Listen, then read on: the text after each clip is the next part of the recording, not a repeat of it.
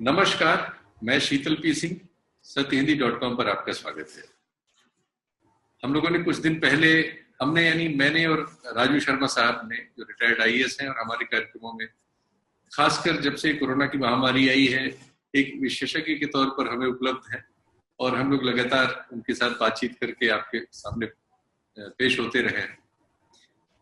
आज पिछले कार्यक्रम के बाद इस कार्यक्रम को तुरंत करने की जरूरत इसलिए आ पड़ी है कि आज सुबह ऑस्ट्रेलियन नाम के एक पोर्टल और ऑस्ट्रेलिया के एक प्रमुख अखबार ने एक शीर्षक दिया है भारत की घटनाओं पर। वैसे तो इधर सारी दुनिया के लगभग सभी अखबारों ने, मैंने कोशिश की उनको पढ़ने की, सब ने भारत की घटनाओं पर अपनी रिपोर्ट्स, एडिटोरियल या विशेष आलेख लिखे हैं। तो जो आज द ऑस्ट्रेलियन का शीर्षक है, मैं उसको पढ़ूंगा। Modi leads India into viral apocalypse, और इसके बाद उन्होंने डिटेल किया है। आज एक भारतीय अखबार ने भी हिम्मत दिखाई है, दैनिक भास्कर में आज ये छपा है कि जो आंकड़े आप देख रहे हैं ये सरकार आपको डिसीव कर रही, धोखा दे रही है। दरअसल लोगों के बीमार होने और लोगों की मौत होने की संख्या कम से कम 5 गुनी ज्यादा है जितनी हमें सरकार बता रही है। और उन्होंने शिकायत की है अपनी रिपोर्ट में कि सरकार आंकड़ों को छिपा रही है। यही लगभग बीबीसी और दूसरी जगहों पर भी रिपोर्ट हुआ है। उनके तमाम रिपोर्टर्स ने कहा है कि जो सरकार की इस महामारी के बारे में सूचनाएं हैं वो संदिग्ध रूप से अपर्याप्त है। उन्होंने ये शब्द इस्तेमाल किया, संदिग्ध रूप से। तो आप समझ सकते हैं कि सबका इशारा एक ही है। सब ये कहना चाह रहे हैं कि निश्चित तौर पर चीजें छुपाई जा रही हैं, लेकिन आप जानते हैं कि भयानक हाहाकार मचा हुआ है, क्योंकि ऐसा कोई ही शायद हो जिसका कोई जानने वाला या ऐसे लोगों को जिनको वो जानते हैं, ऐसे लोगों की इस समय महामारी में काल कबलित न हुए हो या मौत से जूझ न रहे हो, या ऐसे हो जिनको अस्पताल में बेड नहीं मिल पा रहा हो, या ऐसे हो जिनको ऑक्सीजन न मिल पा रहा हो, या ऐसे हो जिनको वो कुछ मशहूर दवाइयां जो है वो न मिल पा रही हो, बल्कि अब तो साधारण दवाइयां जो प्रेडनिसोलोन वगैरह वो भी नहीं मिल रही। तो ये एक हमारी स्थिति है जिसमें हम पूरी तरह से साबित है सारी दुनिया के सामने कि सारी दुनिया में इस समय कोरोना की महामारी से पीड़ित होने वालों की संख्या माइनस में जा रही है, घट रही है। सिर्फ भारत है जिसमें 52% स्वीकृत आंकड़ों के अनुसार 52% की दर से उसमें वृद्धि हो रही है। और जैसा कि मैंने कहा कि दैनिक भास्कर ने जो रिपोर्ट किया है, जो बीबीसी ने रिपोर्ट किया है, कि ये संख्या जो दी गई है इससे बहुत बहुत ज्यादा है। एक और आंकड़ा याद कर लें कि कहा जा रहा था कि बंगाल के चुनाव में जो जिस तरह से प्रचार प्रसार हो रहा है, ये महामारी के एक बहुत बड़े दावानल को न्योता दे रहा है। कल की टेलीग्राफ की रिपोर्ट उसकी पुष्टि करती है कि कलकत्ता और उसके सबर्ब में रहने वाला हर दूसरा आदमी पॉजिटिव पाया गया है। जो टेस्ट जिसका हो रहा है तो 2 में से 1, और जो सबर्ब से दूर है उनमें 4 में से 1, यानी मिनिमम 25% के आसपास ये आंकड़ा है, जो किसी भी तरह से सरकारी लापरवाही को, व्यवस्था की पूरी तरह से कोलैप्स हो जाने को इंगित करता है। तो राजू शर्मा साहब, आपका बहुत बहुत स्वागत है इस बहुत दुखद भरे वक्त में, जिसमें हम लोगों ने सबने अपने कुछ निजी लोगों को खोया है, कुछ दोस्तों को खोया है, कुछ सार्वजनिक लोगों को खोया है, और अभी हमें पता नहीं है कि ये हम कहाँ जाएंगे। और जैसा हम इस कार्यक्रम के पहले आप कह रहे थे कि सुबह होती है सांझ के डर से, और हम सोचते हैं कि सांझ आ जाए, फिर सांझ सोचते हैं सुबह आ जाए। ये जो प्रतीक्षा है इस काल के इस दौर में, आपसे सुनना चाहेंगे कि अब ये पिछले कार्यक्रम के बाद जो 4-5 दिन गुजरे हैं, इनमें हम और आप कहाँ पहुंचे? जी शीतल जी, नमस्कार। बहुत मुश्किल है शब्दों में और तर्क का इस्तेमाल करते हुए बयान करना, आंकड़ों को भी, तथ्यों को। जो पॉलिटिक्स चल रही है, जो स्थितियां बन रही हैं, उनको बयान करना लगभग असंभव है। न केवल दिल बैठता है बल्कि होठ पपड़ी हो जाते हैं, और बेहद नॉस्टैल्जिया की फीलिंग होती है ये याद करते हुए कि 1947 में भारत आज़ाद हुआ। एक महान स्पीच हमारे तब के प्रधानमंत्री ने ट्रिस्ट विद डेस्टिनी दी। एक महान कॉन्स्टिट्यूशन हमने लिया और उसके बाद विश्व को चौंकाया जिस तरह से भूख पर विजय पाई, बहुत सी चीज़ों पर विजय पाई, और उन दशकों के प्रयासों से भारत इस स्थिति में आ गया कि दुनिया को लगने लगा कि अब ये एक बहुत बड़ी शक्ति, विश्व शक्ति, इकोनॉमिक पावर, दूसरे तरह का पावर के रूप में उभर रहा है। लेकिन इस पूरी नैरेटिव में, इस पूरे कथानक में ये तो कल्पना के परे था कि एक दिन ऐसा हमारी व्यापक जनता पूरे देश की ऑक्सीजन के लिए तड़पेगी। ये अभी तक चीज दिल में प्रवेश नहीं कर पाई है। इसकी जो एक वैल्यू है, जो इतना आधारभूत और विनाश किस्म की चीज हो रही है। तो ये तो मैं शुरू में कह रहा हूँ। आपने सही कहा कि ऑस्ट्रेलिया के पेपर ने, आपने उसकी हेडलाइन का जिक्र किया, उसके साथ ही एक वहाँ के प्रसिद्ध कार्टूनकार ने एक कार्टून भी छापा है। पिछली बार जब हम मिले थे तो लगभग स्थितियां की विकटता और गंभीरता तो दिखाई दे रही थी, वो और विकट और गंभीर हो गई है इस दौरान। अब हम 3,50,000 का आंकड़ा पार कर गए हैं और भारत की अपनी टास्क फोर्स की मीटिंग जो प्रधानमंत्री और मुख्यमंत्रियों के साथ हुई, इसमें परंतुक मैं ऐड कर दूं कि ये टास्क फोर्स जनवरी के बाद अप्रैल के 20 तारीख तक उसने कोई बैठक ही नहीं की।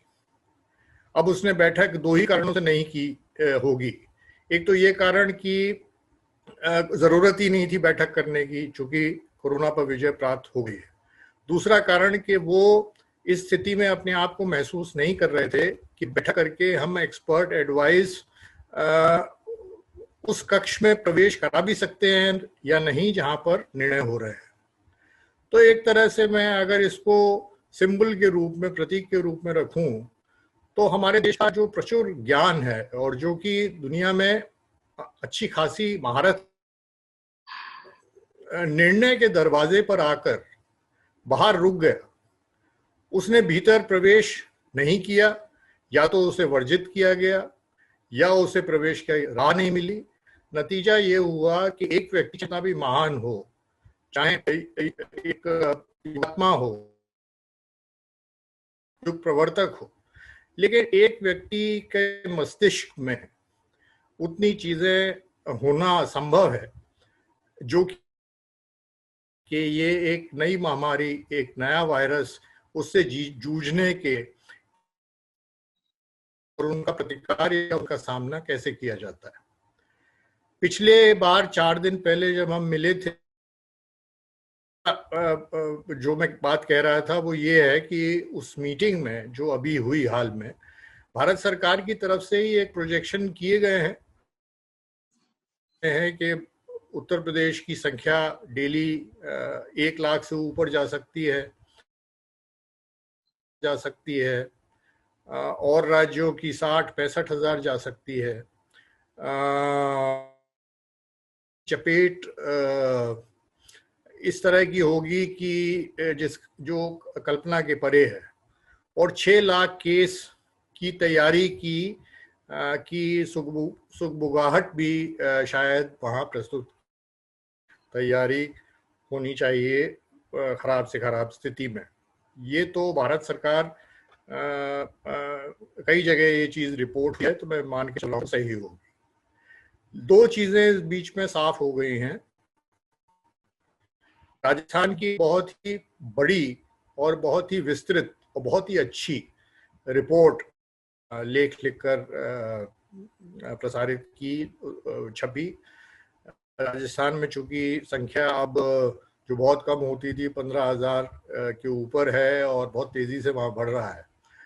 उस रिपोर्ट का ये था कि वहां पर जितनी तेजी से संक्रमण हुआ है और फैल रहा है और फैलेगा, उसका लगभग पूरा कारण वहां से जो लोग की संख्या में कुंभ नहाने गए थे, वो कुंभ नहा के लौट के आए, न जाते हुए उनके टेस्ट हुए, न आते हुए उनके टेस्ट हुए। वो घुल मिल गए, उन्होंने प्रसाद बांटा, लोगों से गले मिले, उनकी आवभगत हुई।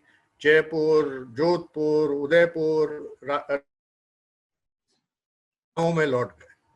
और वो प्रमुख कारण है जिस वजह से राजस्थान में संक्रमण गांव-गांव तक पहुंच चुका है। राजस्थान में ये मुश्किल है क्योंकि कम आबादी का प्रदेश है, खाली खाली रिक्त स्थान बहुत है। बंगाल पहले स्टेज में है, अभी 15,000 16,000 के जो केस नजर आ रहे हैं। अभी वहां पर बहुत तेजी से आशंका है कि कोरोना फैलेगा और लोग अस्पताल में भर्ती होंगे वगैरह, जिसके लिए प्रदेश बिल्कुल तैयार नहीं है। और उस बंगाल में तो साफ ही है कि उसका एकमात्र कारण आप समझ लें इलेक्शन, 8 फेज के इलेक्शन, जिसके लिए तर्क दिया गया कि लोकसभा के इलेक्शन में हुए थे तब कोरोना नाम की कोई चीज नहीं थी। तो ये जो ऐसा निर्णय 8 फेज का इलेक्शन कराने का, 2 महीने का इलेक्शन कराने का इलेक्शन कमीशन ने लिया, और इलेक्शन कमीशन हम जानते हैं कि निर्णय करती है विभिन्न सरकारी मंत्रालयों से कंसर्न किया होगा। तो ये अक्षम्य है और इसका कोई कारण नजर नहीं आता कि एक दिन में वो चुनाव क्यों नहीं हो सकता था। बेस पर क्यों नहीं उसकी जो भी रैली काम होने थे कि अपनी पार्टी अपना वो करे, वो आप टेलीविजन के माध्यम से, वर्चुअल के माध्यम से आप पूरा। तो अब जो दिख रहा है वो ये दिख रहा है कि जो संक्रमण आज की तारीख वो एक कुंभ और दूसरा इलेक्शंस, उसके बाद नहीं पहनते, लोग लापरवाह हो गए हैं, जो कि प्रमुख कारण के रूप में सरकार पिछले 10 दिन पहले तक कहती रही। सिद्ध होती जा रही है वो ये है कि वेरिएंट्स की जांच या वेरिएंट्स का के ऊपर ध्यान देना अक्टूबर में ये जानकारी होने के बाद लगातार, जाने क्यों, क्योंकि विशेषज्ञता के अनुसार तो ये राय या ये थॉट बिल्कुल मायने नहीं रखता कि क्यों ऐसा मान लिया गया कि इन वेरिएंट से ये जो एकदम से तेजी आ रही है उससे याद होगा केवल एक ही चीज को ब्लेम किया जाता था कि लोग मास्क नहीं पहनते, वो लापरवाह हो गए, बाहर आ गए। वहां भी लोगों की गलती नहीं थी कि उनको चूंकि मैसेज है वगैरह, जिसका जिक्र हम पिछली बार किए थे। तो ये तो स्थिति है इस समय कारणों। जहां तक पश्चिम बंगाल की बात है, राजस्थान की बात है, मैंने आपको 2 चीजें बताई कि वहां पे लगभग ये तय हो गया है और यही सिद्ध होगा आगे जाके तमिलनाडु में, पुडुचेरी में आप बढ़ रहा है। अभी भी 20% से 40% के बीच में पॉजिटिविटी रेट है, जिसका मतलब होता है कि जो कोरोना अभी टेस्ट नहीं हुए हैं वो 4 गुना, अगर आप बढ़ाएंगे अपनी टेस्टिंग तो 4 गुना और सामने आ जाएंगे। जिसका मतलब हुआ कि 3.5 लाख की जगह अगर आप टेस्ट करते हैं 4 गुना, तो टेस्टेड पॉजिटिव कोरोना के लोग, तो ये भयावह स्थिति है। दूसरी तरफ इसके जो प्रतिकार हैं, प्रतिकार में जो भी निर्णय गए और दूसरे ऑक्सीजन के लिए गए, ऑक्सीजन का आप देख रहे हैं कि जो भी निर्णय ले रहे हैं उनके प्रभाव अभी तक तो 5 दिन गुजर गए, कोई प्रभाव खास नहीं है। वही कमी कि 1 दिन की ऑक्सीजन 2 दिन की उत्तर प्रदेश में है, बंगाल में है, लगभग हर राज्य में है। कुछ राज्यों के अलावा जो सरप्लस है ऑक्सीजन में, जैसे आपका उड़ीसा हो गया, पश्चिम के कुछ राज्य हो गए। एक चीज जो कही गई उन प्रवक्ताओं की तरफ से जो सरकार के एक्शंस को जस्टिफाई करते हैं, वो ये कहा गया है कि भारत में तो ऑक्सीजन मौजूद है, तो बहुत बड़ी तादाद में तो ऑक्सीजन हवा में भी मौजूद है। हम उस ऑक्सीजन की बात कर रहे हैं जो अस्पताल के द्वार पर खड़ी है, चाहे पाइप के थ्रू जा रही है या एक सिलेंडर के थ्रू सप्लाई हो रही है। ऑक्सीजन हो सकता है बहुत से प्लांट्स में, जो ऑक्सीजन निर्माण की हमारी क्षमता है, जो मेडिकल ऑक्सीजन की जो क्षमता 6-7 कंपनियों ने बनाई हुई है, वो लगभग उतनी ही है जितनी इस समय डिमांड है, और आगे जब संख्या बढ़े, उसके अलावा आपके पास स्टील प्लांट्स में, बाकी प्लांट्स में ऑक्सीजन, इंडस्ट्रियल ऑक्सीजन होती है। उसमें दो चीजें, टैंक्स में उसके स्पेशल टैंक्स होते हैं। अब कितने लंबे डिस्टेंस आप अगर ये अपेक्षा करें कि केरल से जम्मू कश्मीर आप ऑक्सीजन भेजेंगे, तो जब तक वो पहुंचेगी, तो ये मतलब लॉजिस्टिक्स, इसी कारण ताबड़तोड़ इस समय इंपोर्ट हो रहा है टैंकरों का, इस चाहूंगा कि टैंकर्स वगैरह का। लेकिन ये चीजें प्रभाव में आने में अभी 15 दिन, 20 दिन, महीने, लेकिन कोरोना का जो प्रभाव है वो तो अब इस समय अपने यौवन पर है। अप्रैल का बाकी समय और मई, मैं ये आपसे कहूंगा कि इधर सरकार ने एक तरह से एक उनको अजीत डोवाल को बैठा दिया है और कुछ विदेश मंत्रालय को लगाया है कि सारी दुनिया से वो मदद मांग रहे हैं। ईयू के एक बयान से ऐसा पता लगा, क्योंकि यहाँ तो ये कुछ बताते नहीं है और यहाँ मीडिया कोई चीज दिखाता नहीं है, सब चीजें हमें बाहर से पता लगा दी। तो ईयू के बयान से पता लगा यूरोपियन यूनियन से भारत सरकार ने मदद मांगी। अमेरिका के भी एक विदेश विभाग के अधिकारी के बयान से पता लगा कि वहां भी संपर्क किया गया है। ऑस्ट्रेलिया और यूरोप के और देशों में भी संपर्क किया गया है, जापान से भी संपर्क किया गया है। तो इस समय भारत सरकार, ये तो सही है कि इसको समझ में आ गया है कि इसने जो नुकसान होना था उनके पास तो सच्चाई है, तो वो भागे हैं सब जगह से साधन जुटाने में।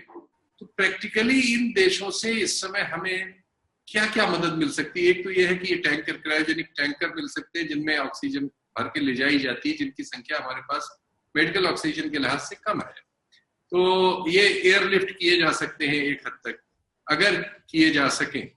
दूसरा है कि जो वैक्सीनेशन का मामला है, जिसमें एक खबर इसके पहले आ रही थी कि अमेरिका ने रॉ मटेरियल रोक दिया है, उसकी सफाई वहां के स्टेट डिपार्टमेंट से आ गई कि ऐसा कुछ भी नहीं है और बिल्कुल नहीं रोका है, रॉ मटेरियल उपलब्ध है, ले जाए।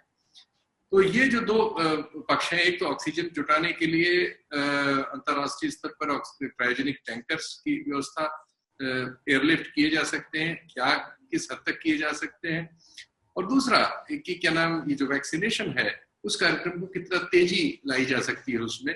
हालांकि अभी तक वो फैसला नहीं हो पाया कि जो दूसरी वैक्सीन है, हमारी इन 2 वैक्सीन के अलावा जो यूरोप में और यूएस में यूज हो रही है, उनको भी यहाँ जल्दी से परमिशन दी जाए, तो जो खरीद के लगवा सके। या आपकी आवाज टूट के आ रही है, लेकिन मैं समझ गया हूँ आप क्या कह रहे हैं। विश्व का जो रिस्पांस रहा है,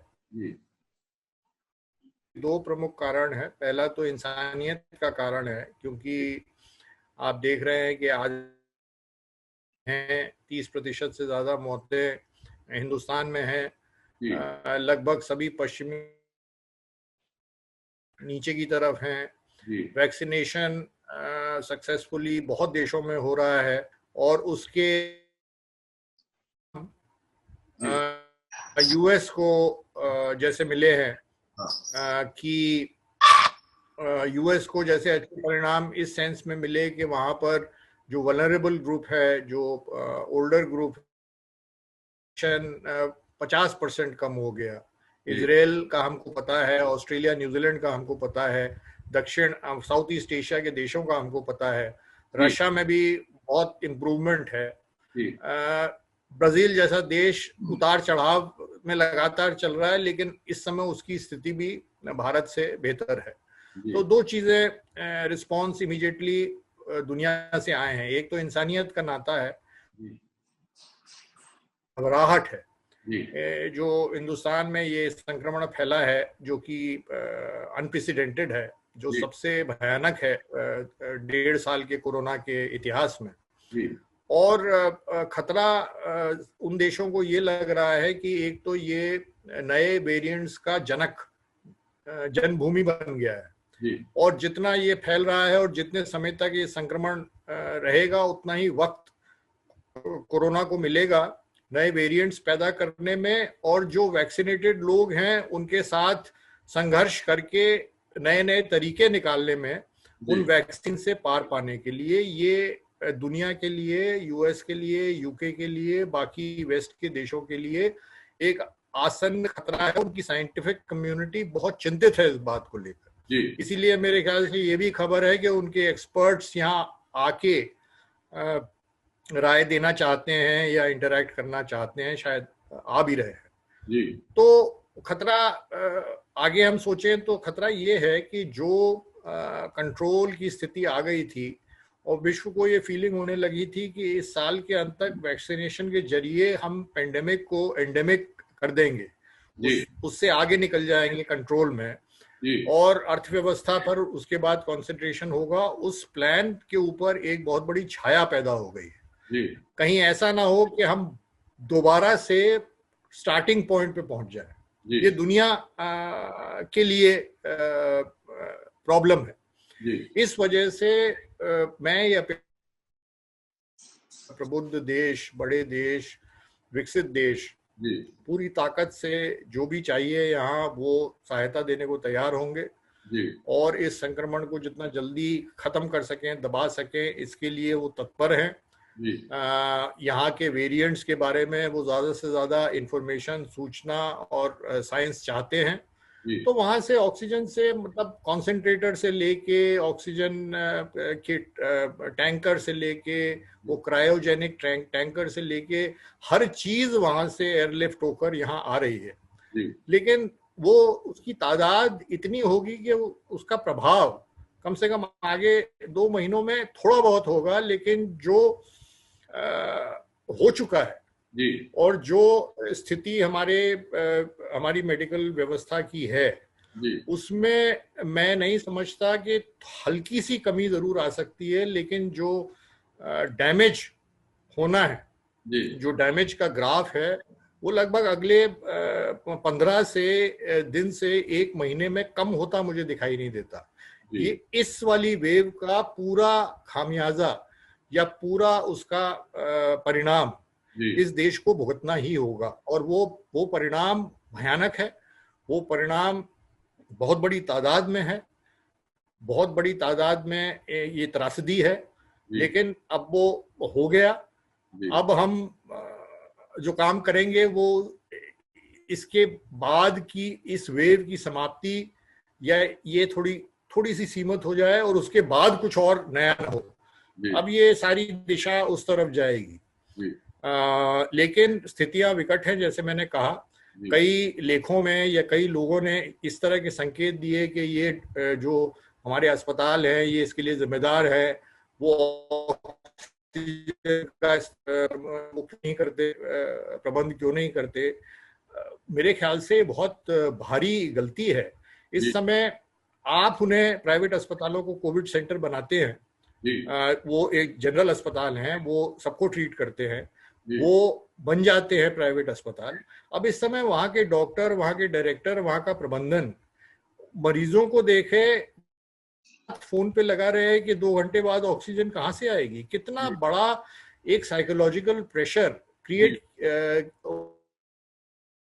मैं देख रहा हूं कि निदेशक गण, वहां के उनके प्रमुख डॉक्टर रोने लगते हैं और उनका गुस्सा, उनका वो देखना मुश्किल हो जाता है। एक और इससे जुड़ी चीज है जिसको मैं संकेत देना चाहूंगा कि उत्तर प्रदेश में, जैसे जहां पर भारत सरकार की अपेक्षा है कि सबसे ज्यादा केस अगले अप्रैल के अंत तक 1 लाख डेली केस होने वाले हैं, वहां मुख्यमंत्री जी अपना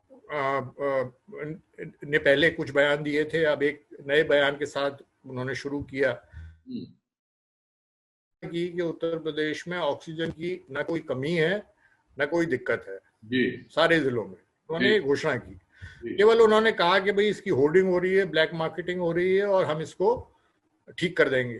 जी प्रशासन को ये कहा कि इस प्रकरण में बहुत सी अफवाहें फैलाई, रूमर्स फैलाए जा रहे हैं और उनके खिलाफ गैंगस्टर के मुकदमे और एनएसए के मुकदमे कायम किए जाए। अब हो सकता है उन्होंने अच्छी सोच के साथ ये सारी चीजें कही कि ऑक्सीजन की कमी जी तौर पे उन्होंने कहा, उन्होंने रूमर्स पे कंट्रोल होना चाहिए, वो उन्होंने व्यापक प्रदेश के हित में कहा। लेकिन एक प्रशासनिक अधिकारी कुछ अनुभव के साथ होने के नाते मैं सीधे सीधे ये सवाल सामने प्रकट होता है, आप जर्नलिस्ट हैं, कि जब एक मुख्यमंत्री ने ऐलान कर दिया कि ऑक्सीजन की कोई कमी नहीं है, ऑक्सीजन की कोई दिक्कत नहीं है, तो यदि कोई व्यक्ति टेलीविजन पे किसी भी मीडिया में अगर ये कहता है या लिखता है निजी तौर पर या संस्थागत तौर पर कि ऑक्सीजन की फला जगह कमी है या बचाव हुआ है, तो फिर तो वो उसकी संज्ञा क्या हुई, वो रूमर हुआ, क्योंकि वो माननीय मुख्यमंत्री दे सकते हैं। तो उसके खिलाफ क्या गैंगस्टर एक्ट या नेशनल सिक्योरिटी एक्ट लगेगा? ये तो नंबर एक बात ये है। नंबर दो बात कि इस तरह की जी नहीं, मैंने कहा कुछ पूछ रहे हैं। सरकार इसी तरह से चल रही है कि छोटे छोटे मामलों पर जहां कहा जाता है, एक मुहावरा है कि जहां सुई का काम हो वहां तलवार नहीं चलाई जाती, लेकिन यहाँ तो तलवार ही चल रही है। लेकिन इससे कोरोना की समस्या और खराब होगी अगर आप इस सूचना को दबाएंगे। खराब तो अगर तो आप अपने ख्यालों में इसको सोच, जैसे पहले सोच रहे थे जब कुंभ हुआ कि कोरोना ठीक हो गया, पर कोरोना तो आपसे नहीं डरता ना। कोरोना तो आपकी आप जो भी कहते हैं बयान, उसने तो जो अपना काम करना है वो करेगा। तो कुल मिलाकर स्थिति शीतल जी यही नजर आ रही है कि त्रासदी और दुख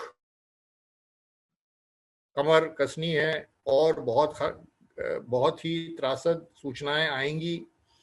अभी इस पर सरकारी व्यवस्था का कंट्रोल कायम होने में काफी वक्त लगेगा। हमारा वैक्सीनेशन अजीब स्थिति में फंसा हुआ है, क्योंकि वैक्सीन को कैसे भी गिन लें आप, पर्याप्त ही नहीं लगेंगी। तो वैक्सीन से कोरोना पे काबू पाने का जो एक लक्ष्य हो सकता था वो भी बहुत धूमिल स्थिति में पहुंच गया है, हमने गंवा रखा है वो समय भी। जी तो आज सर इसको फिर रैप अप करते हैं, लेकिन हम लोगों को लगातार मुझे लगता है दूसरे तीसरे दिन बात करनी होगी। ये चीजें ऐसी हो रही हैं और इतनी तेजी और इतनी बुरी ढंग से हो रही हैं चारों तरफ कि किसी भी एक कार्यक्रम में या किसी भी एक एंकर या किसी एक विशेषज्ञ के द्वारा समेटना तो बहुत ही मुश्किल है। अच्छा है कि बात अब दुनिया के स्तर पर बहस में है और दुनिया शीतल जी ये बहुत जरूरी है, क्योंकि 5 दिन इस समय की समस्या के लिए बहुत लंबा वक्त है और आपके जो दर्शक हैं जो आपको नियमित रूप से देखते हैं वो चूंकि हर चीज हर जगह की नहीं पढ़ पाते हैं, तो उनको एक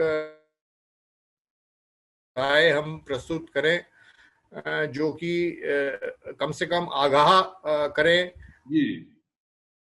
की संवेदना को ठकठकाएं कि भाई वास्तविकता ये है। इस समय वास्तविकता सुनने वाले को कम्युनिकेट करना बहुत जरूरी। कम से कम अपने निजी जीवन में वो सारा व्यवहार बरते जो बेहद जरूरी और निर्णायक है, जिंदगी मौत की इशू है। जी